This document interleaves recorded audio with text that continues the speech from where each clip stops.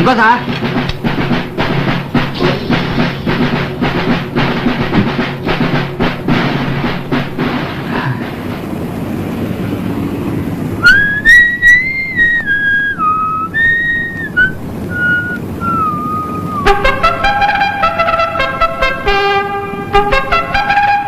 比場係由非洲西甲馬擔任跑975公尺，而家8隻馬已經入晒閘啦。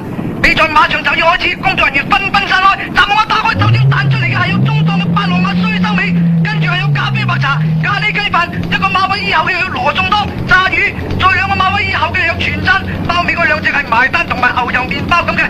到大隻股啦，隻八郎馬衰收尾同以前一樣放喺前面嚟跑，哇！今次犀利啦，佢越放越走啊！一落山已經帶住10個馬位，睇嚟佢今次可以除名啦。而家轉上鵝耳馬啦，死啦！隻包收尾波勾啊！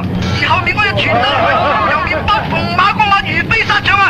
睇佢哋追唔追到先？喂，大佬啊，我買錢你㗎，你唔好衰俾我睇啊！咁嘅，係啦，隻衰收尾突然間疾步添，後面成隻馬已經追到好接近啦！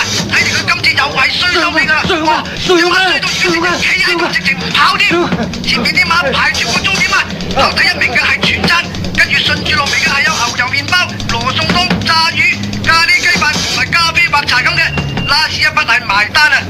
唉，又係衰收尾，